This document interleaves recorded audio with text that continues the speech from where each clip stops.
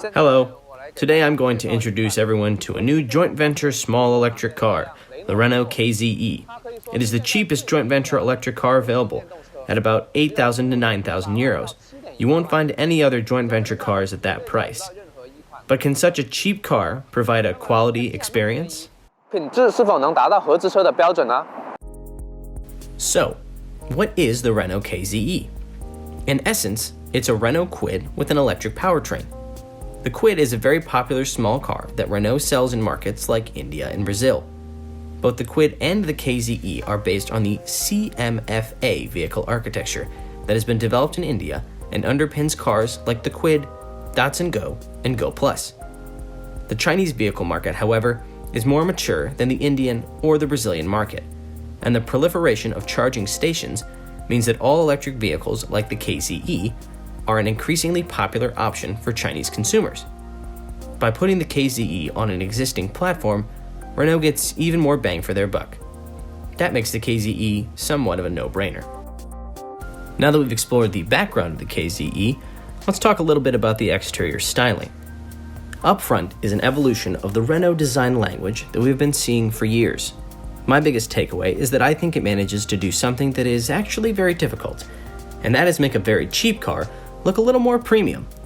The highly stylized headlights and grille, as well as the large fog lamps down below, give the car more presence than you might expect. I also appreciate the detailing on the plastic of the grille, which lends some visual flavor to what could be another expanse of plain black plastic. It's not all good, however. For example, the keyholes on the driver and passenger side doors look like they came out of a car from the 1960s, not the 21st century. Moving on to the interior, thanks to their experience with the successful Dacia brand, Renault is no stranger to producing solidly built cars at a surprisingly low price. That experience shows on the interior of the Kze, where the fit and finish are quite good. You are surrounded by hard black plastic, there is no doubt about that, but it still feels well put together. While it can hardly be described as luxurious, it manages not to feel like you're being punished for not being able to afford a more expensive car. Probably the most surprising thing about the interior of this car is the big infotainment screen. In reality, this is a must in China. There's no way you can sell a car here these days without a decent-sized center screen. That center screen is also easy to use, with decent clarity and image quality. There isn't much in the way of safety equipment, with no side airbags or ESP available in this Chinese example. That's something Renault will have to address before even attempting to export this thing to the European market.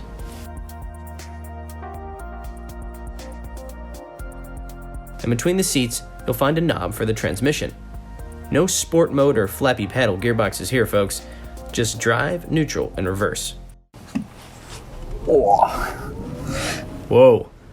I tell you, sometimes when you're driving this car, the tires will spin, especially on a wet road or loose surface.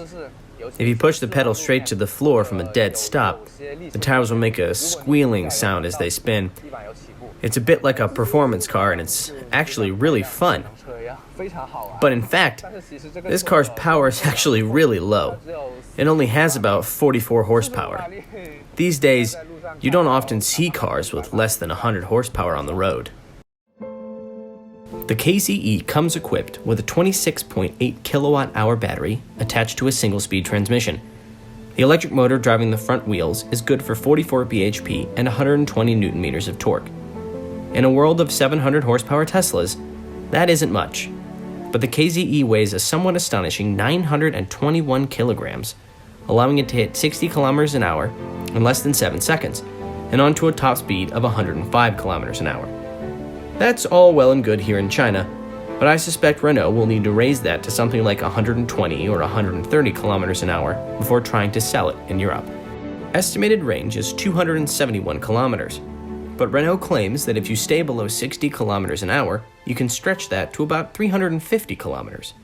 Considering the kind of traffic this thing will see in major cities here in China, I think it's safe to say that it won't be seeing speeds over 60 kilometers an hour very often anyways. In order to keep the weight and the price low, Renault decided to forego any kind of energy recovery system, like regenerative braking. They also say that on a fast charge, it will take about 50 minutes to go from a dead flat battery to 80%. Slow charge, however, will take closer to 4 hours. 我刚试的时候呢，0到50公里每小时，差不多。 This car will hit 0 to 50 kilometers an hour in about 5 seconds, which feels pretty fast. Its tires are also very skinny, only 165 in width, which is about the same size as a small spare tire on most cars. You don't often see cars with tires this skinny these days, but the small contact patch on these tires is good for one thing, and that is saving electricity. That small contact patch is also why the tires will spin so easily when you get on the power. When it comes to going around corners, the steering feel is very good, much better than I would expect for such a cheap car. The chassis is also very solid. Maybe not as solid as a purely European car, but still quite good. 比较紧实，然后侧向的支撑呢又比较好。 So, is the Renault Kze ready for the European market? The answer is not quite yet. While I do think this is a compelling package, what with its SUV-inspired design, solid build quality inside and out, and decent electric performance, Renault will need to make some major upgrades before sending this thing to Europe. First and foremost, it will need to make sure the safety equipment is up to snuff. That means the addition of side airbags and ESP. They will also need to increase the top speed by 20 or 30 kilometers an hour to make sure this thing can survive on European roads. If it manages to address all those things while keeping the price around 13,000 euros, I think they will have a genuine competitor in the burgeoning small electric car market. That's all for today. Thank you for watching, and see you next time.